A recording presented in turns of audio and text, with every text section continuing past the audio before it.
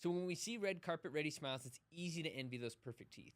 But did you know many of those smiles aren't entirely natural? Some of Hollywood's biggest stars have turned to dentures and veneers and such to enhance their smiles to make them look perfect. And so today we're going to be discussing some of the things that you need to know to make your smile more perfect like theirs.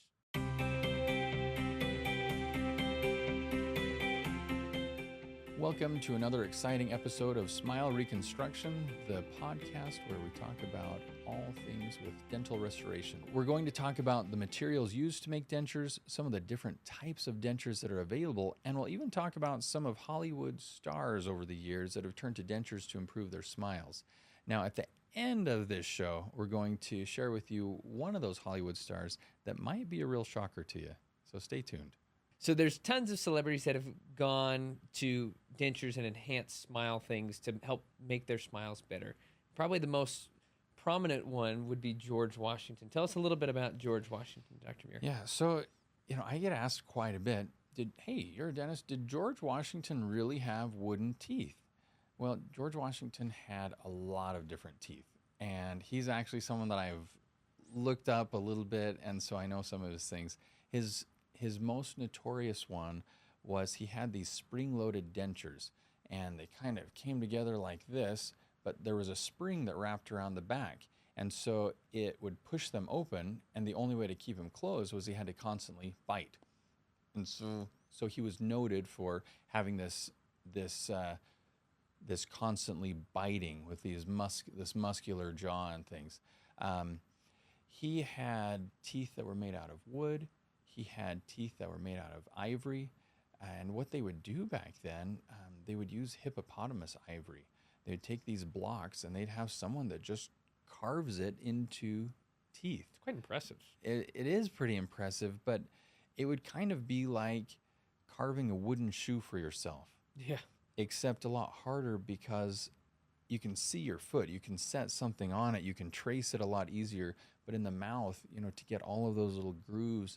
And so they were just trying to find something that would be better than having nothing. So that's George Washington. He's probably our most famous one. So another one that we kind of came across during this research was Winston Churchill. And I didn't know this until we did a little bit of research on it, but his false teeth are what helped win World War II. Did you know that, Dr. Muir? I actually did not know that. Tell us about it. So it's kind of interesting in the fact that he had his dentures made to keep his lisp. So he had a lisp that was really recognizable, and he made it. I mean, these teeth were made in such a way that kept his lisp. So like when he would broadcast stuff during World War II, that people would recognize it, became a recognizable sound. And so that was something he really wanted to kind of preserve to help people recognize, like, hey, this is our prime minister speaking. So that's really interesting. When people come in for dentures or a reconstruction of their mouth in any way, a lot of people will say, hey, this is something that's bothered me my whole life. I want it fixed. I want it changed. My teeth are too dark. I don't like the shape. I lisp.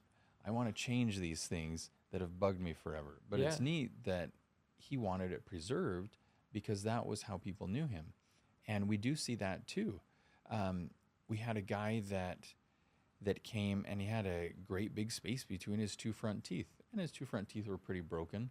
And so he wanted some dentures to help with that, to replace them. And he said, but the most important thing to me is this space right here. I said, okay, hey, that's wonderful. And he said, I have this space and my mom has this space. And she is very, very dear to me. I never want to lose that. Okay, there you go. So everyone has something that they're looking for in their own smile. So that's pretty cool. Yeah. Well, what other ones have you come across? Another one is Emma Watson. You remember her from Harry Potter? Yes, I do. So she, like when she was kind of going through the filming of Harry Potter, she had a number of baby teeth. And she didn't want, like they didn't want to like have that be a distraction necessarily. So they kind of gave her a denture that went over the top. So I thought that was kind of interesting that she, they made a denture or a snap-on smile, I would assume, to kind of cover up those teeth. Yeah, and that's something for those kids, those show kids or kids that are actors and actresses as they're transitioning from baby teeth to adult teeth, it's pretty common. So even if we go back to Shirley Temple's time, that's something we would see there. And they would have a full set of teeth that they would pop over top of their natural teeth, even if they hadn't lost them, just to give them a specific type of appearance. Kind of a personal story. I have a patient that when he was 3 years old, his front tooth, baby tooth, was knocked out. Oh. It didn't bother him at all. He didn't care at all until he got into school. Kindergarten, not too bad. But by the end, kids were asking him about it. Hey, what happened to your tooth? And he got pretty self-conscious. And so this little patient came to me and he said, Uncle Josh, can you make me a tooth? And so I made this little one-tooth denture on a 5-year-old. And anyway, that was a pretty fun little experience too. So, everybody has feelings about their teeth. Yeah, it just shows that especially those front teeth, they're important. Who's another one, Dr. Muir, that's like a famous person that has had some major dental work done? Yeah, I think, going back to dentures, prominent guy was Clark Gable. And at one point, he was known as the King of Hollywood. He starred in, films like Gone with the Wind and other films from that era. But, he turned to dentures to give himself a more predictable look. And, the way actors would work back then, it wasn't hired for one show and then another show later.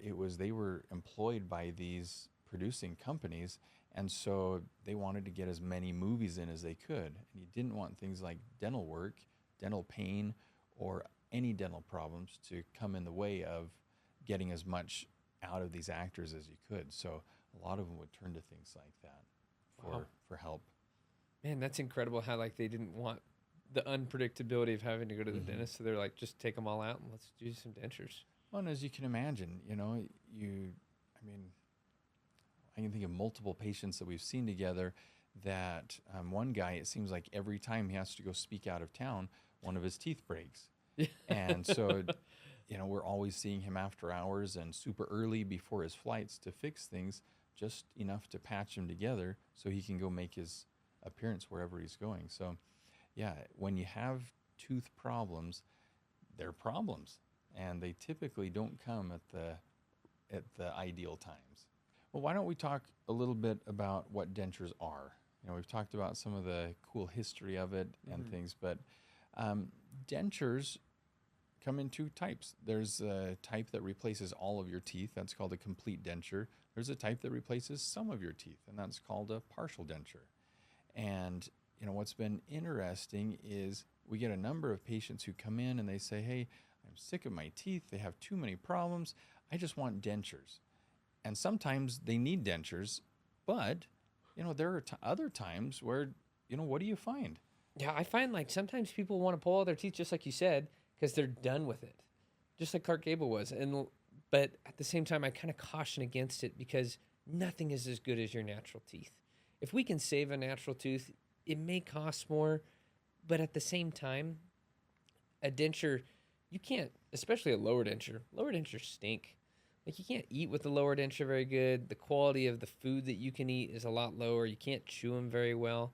So with people that have some savable teeth, we try to save those teeth. Is that what you've noticed as well? Yeah, absolutely. And, there are procedures that we don't do in our office.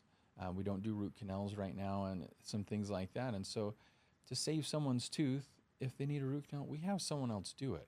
We could absolutely put them in a denture, but the point is, man, if it's better to keep the tooth or teeth, then we'll steer them that direction. One thing you mentioned was how bad a lower denture is. Yeah. And it's all relative, because a lower denture is definitely much worse than your nice natural teeth. However, if your choice is a lower denture versus no teeth at all, that can be a huge improvement. But you just got to understand, or patients need to understand, that it's not going to be like their natural teeth. But that's where, some people come in for dentures and they think that's their only option. And those are the best days, because then we get to say, look, there are some other options, and we're not pushy salesmen, but we're going to talk to you about these options and explain to you why it's better. And most patients, as soon as we talk to them a little bit about it, they get it.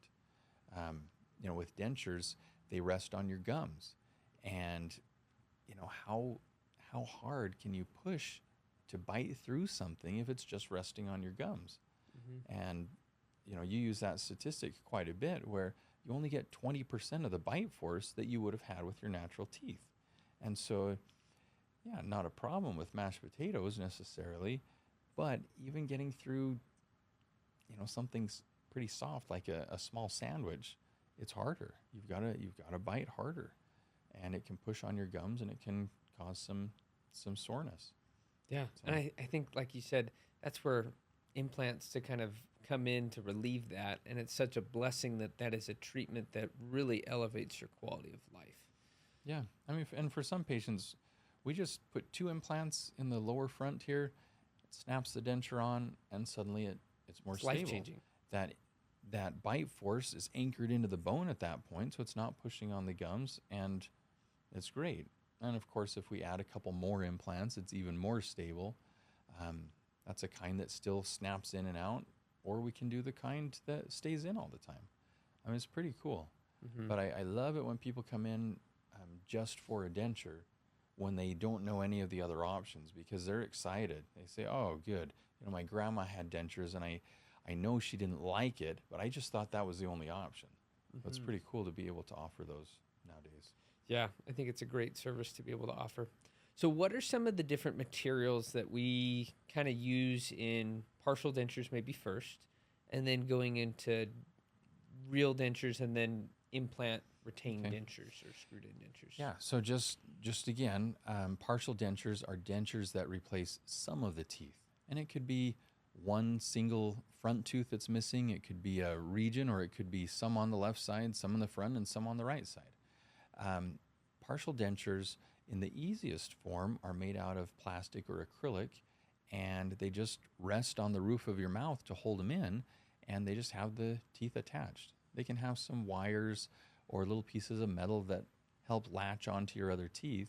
The downside with those ones is that they do push on your gums, and so they're really not designed to chew with, but they are nice to oftentimes to speak with, depending on your anatomy and how much bulk there is covering the roof of your mouth. But they look nice, and they're lightweight, and they cost less as well. Another type that I know we talked about earlier was the flexible partial dentures, and those are another one. They're really comfortable. They have a little flex to them, but again, they rest on the gums, and they're not quite as nice to eat with, because they move when you chew with them, and they push up on the gums, which can cause some soreness. And so the third option for partial dentures is to have a metal framework. And the metal framework is unique because we can have these little pads or little feet that go to your natural teeth, and they'll rest right on your natural tooth. And you put a couple of those pads around the mouth, and then when you bite down on the partial denture, it's actually pushing on your natural teeth rather than pushing on your gums. So you actually get a lot better bite force, which helps you eat better. And then that metal framework will also reach around some of your other teeth and hold it in place better, so it's less likely to move while you're eating and speaking and stuff. So, but those are really the types of partial dentures, and each one has a place. We have options for things that are more temporary versus ones that are more permanent. And the nice thing is, some of those also can snap into implants. And so we have patients that, like that case you were working on last week, where they're missing some teeth over here and all of the teeth over here. So put one implant here, one implant there. They snap that partial denture into place, and suddenly they've got all of their missing teeth taken care of. They got to keep their good natural teeth that were left. And, what a great option. Why don't you tell us about the different options of complete dentures? So, good question. So I think an emerging material in complete dentures is printed dentures or resin-based dentures. And what do you mean by printed? I mean 3D printed. So we can 3D print a denture, and that denture is able to fit and adapt to someone's mouth, and it's pretty similar to a denture. Now, they're still improving those technologies with the 3D printing, and so it's constantly getting better and better, which is wonderful. The historic material is acrylic, which is basically, I don't know, a great way. How would you describe acrylic, Dr. Muir? I mean, It's like plastic. it's like but plastic. it's called acrylic. Yeah. So it's just acrylic, and it's great. It's kind of the traditional material for a denture. And then once we kind of get into the implant dentures, like a screwed-in denture that has a bunch of implants into it, we can get into different materials like zirconia, which is super strong and super hard, And very aesthetic. and it's super aesthetic. And there's some different flavors and options that you can do that way, but that's the one that most people are getting nowadays. And so those are kind of the three main buckets of complete dentures that are out there right now. Well, I think it's neat that we have multiple options available. And in our office, of course, we do 3D printed dentures. We also offer acrylic dentures. For some people that have a really strong bite force, even if they don't have implants, sometimes we'll put a metal reinforcement through the denture inside the layers of acrylic just so they don't break it. And so it's just so neat as you see all of these different options, because each one was made to solve a specific problem. And we live in a neat time where we really have solutions to most everything. And pretty fun to be a part of that. Yeah, I would 100% agree. So what do you feel like are some of the advantages of having a denture in general? Well, it's one of those things, if you need a denture, it means that your teeth are either missing or they're in bad enough shape that they really can't be saved predictably. And sometimes we look at, it's going to cost tens of thousands of dollars to save all of these teeth. But what's going to happen then? 3 years down the road, are we going to break some more off? Are we going to get more decay, more infections? Does it make sense to keep them? And that's where, the advantage of a denture is you're not going to get a cavity again. That's done. You're not going to have the same type of pain and infection. Those are gone. And so people that have been through so much, and oftentimes through no fault of their own, it's just we're brought up differently. We make a couple of bad choices, and that steers us a direction that's horrible on our teeth. And then we try to correct, but here we are in this situation where our teeth can't be saved. So dentures are neat because they really give a lot of people a fresh start, a second chance, or a new beginning. It's the ultimate smile makeover because we are truly changing their entire smile appearance. And, I enjoy working with all types of dentures because when you start with teeth that are in bad enough shape that someone needs them removed, they tend to be pretty grateful when they get some new teeth in. And those are the best smile photos, the best selfies, So those are the pros. The cons are, like we've talked about, dentures tend to rest on your gums. It's harder to chew with them. They are bulkier because they have a thickness to them.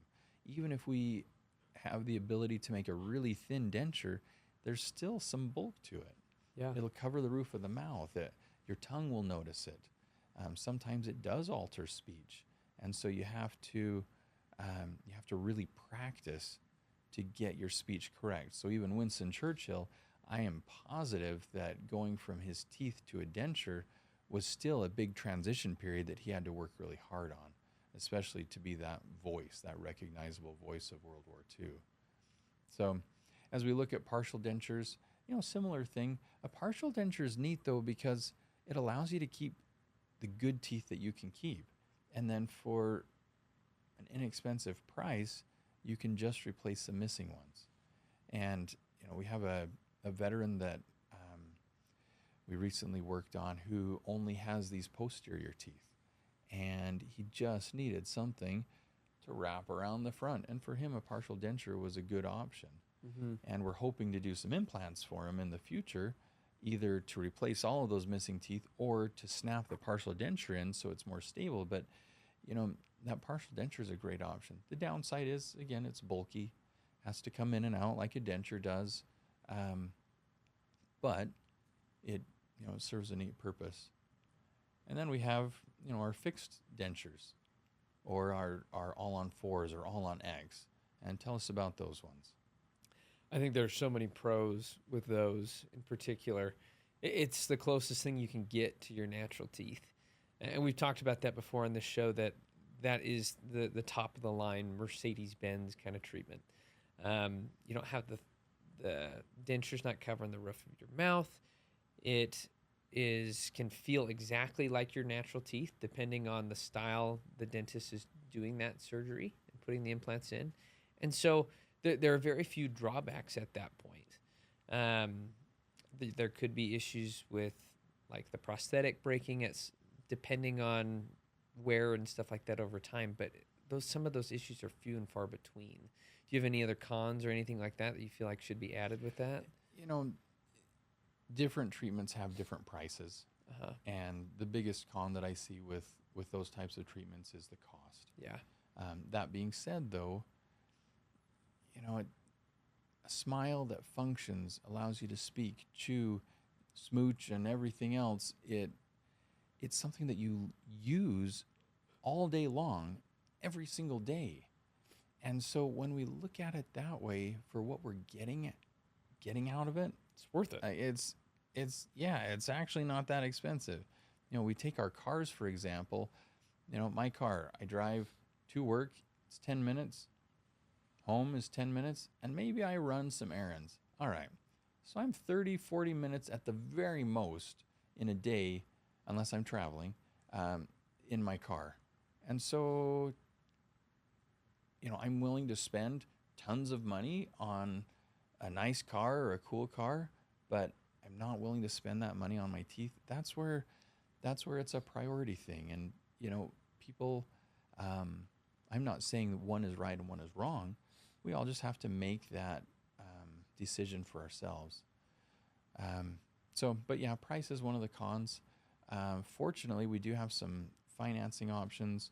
We do have some upgradable treatment options like we've talked about. So someone might want implants, they can't do them right now. Well, let's design the teeth and get things going so that later when they're able to do implants, they can add those without starting from scratch. And that upgradable treatment option is pretty neat too. Yeah, I think that's one of the coolest things that we offer, because you can start with something like 2 implants and then eventually end up in something that's screwed in that is much nicer. Yeah, So like really like cool. our patient tomorrow. Yeah. She's got 2 implants here and here.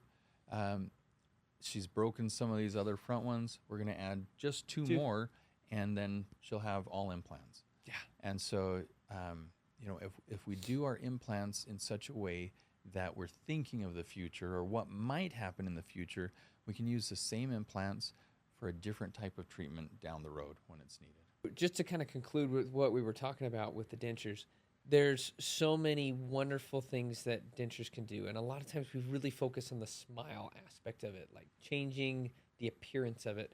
But there's way more that goes into it in terms of how you talk, like with a lisp or not, or how you function, like how you're able to chew your food. And so as dentists, that's kind of what we focus on, is not just the looks. We focus on the looks, the way you speak, and then also the way you chew. So those are the things that we really want to kind of enhance. Just to kind of come back around to our promise that Dr. Muir had made in the beginning of the show, of someone that you may have heard of that in Hollywood that has had their smile reconstructed. And that person is Ben Affleck. So if you go back and look at some of his early movies, he has some buck teeth, and his teeth are not very attractive at all. And then as you kind of go through his progression as an actor, you can see his smile changes. And he had some work done. He got some veneers to kind of change his buck teeth and changed his smile completely. And as you look at his teeth today in like the movie Batman versus Superman, his teeth look totally different.